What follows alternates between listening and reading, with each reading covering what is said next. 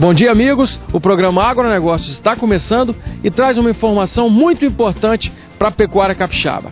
É que no dia 1º de maio teve início mais uma campanha de vacinação contra a febre aftosa.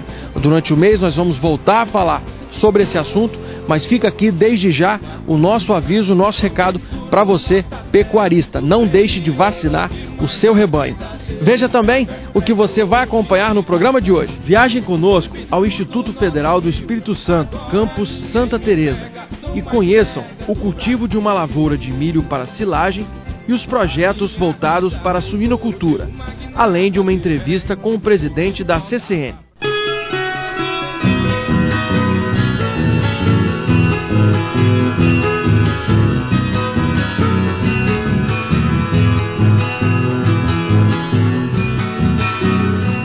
A silagem de milho é uma boa alternativa alimentar e muito utilizada na pecuária leiteira.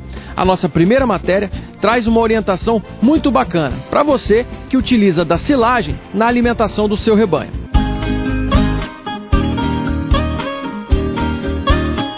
O Tiago é engenheiro agrônomo e é uma das pessoas responsáveis aqui por esse projeto desenvolvido nessa lavoura de milho aqui voltado para a produção de silagem.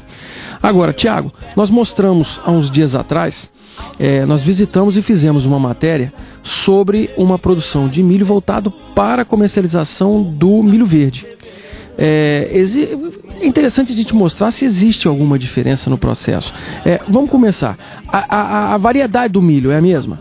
A variedade utilizada pode ser a mesma, o que diferencia um pouco é o ponto de colheita, a idade que o milho vai ser colhido, né, e principalmente densidade de plantio, já que quando você trabalha com milho para espiga, o padrão de tamanho de espiga é muito importante. No nosso caso ele é importante, mas não é o fator principal na nossa lavoura. Quais os cuidados que você tem que ter com essa lavoura, vamos dizer, do plantio até o ponto de colheita?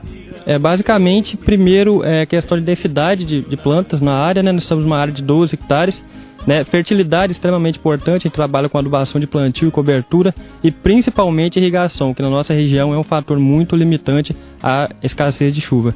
Do plantio até a colheita, aproximadamente qual tempo que leva? Em torno de 120 a 130 dias. Um diferencial, você comentou, é justamente a questão da densidade.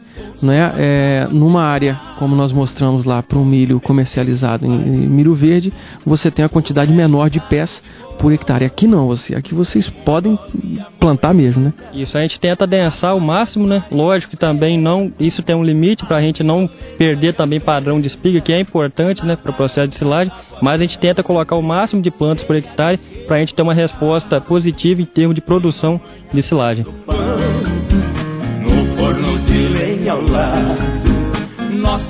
E aqui, Anderlux, a gente tem a possibilidade de fazer até mesmo um comparativo, né? Nós já visitamos a lavoura voltada para a comercialização do milho verde. E aqui para silagem. Os tratos nutricionais dessas lavouras são iguais?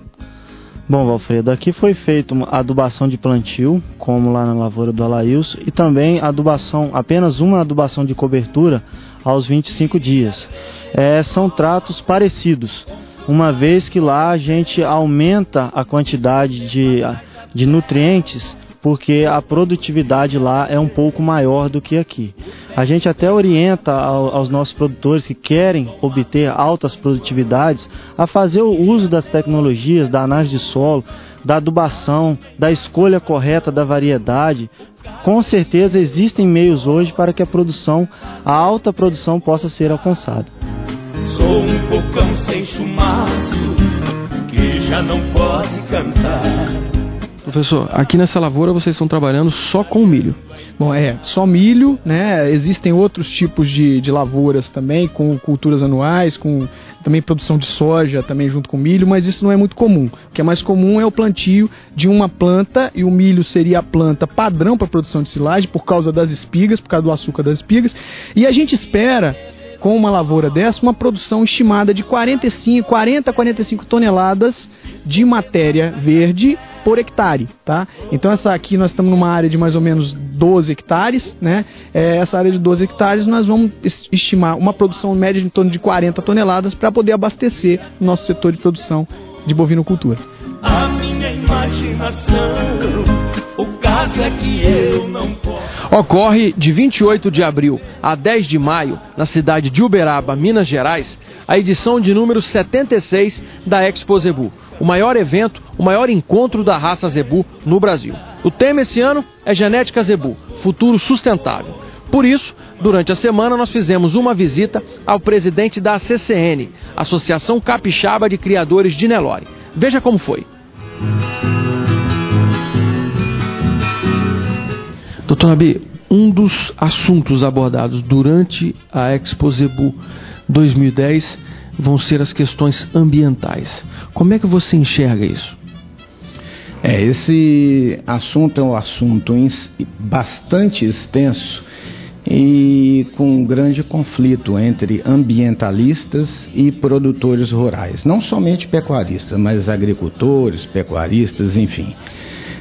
O que nós temos que ter é um jogo de cintura e bom senso e inteligência de, juntamente com os ambientalistas, chegarmos a um consenso do que é melhor para o país, do que é melhor para a população, para o consumidor e também para o trabalhador rural.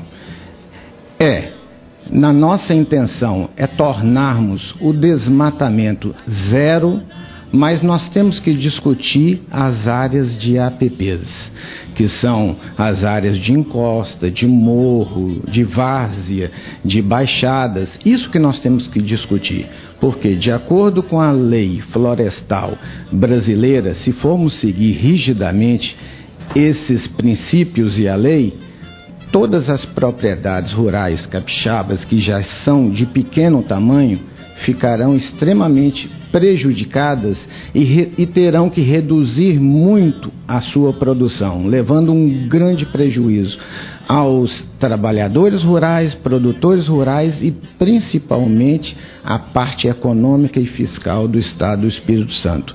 Então nós temos que chegar ao bom senso de darmos uma grande importância às questões ambientais, mas sem perder produção rural, sem deixarmos de ter o alimento para levar à mesa do consumidor e principalmente não reduzirmos a geração de empregos.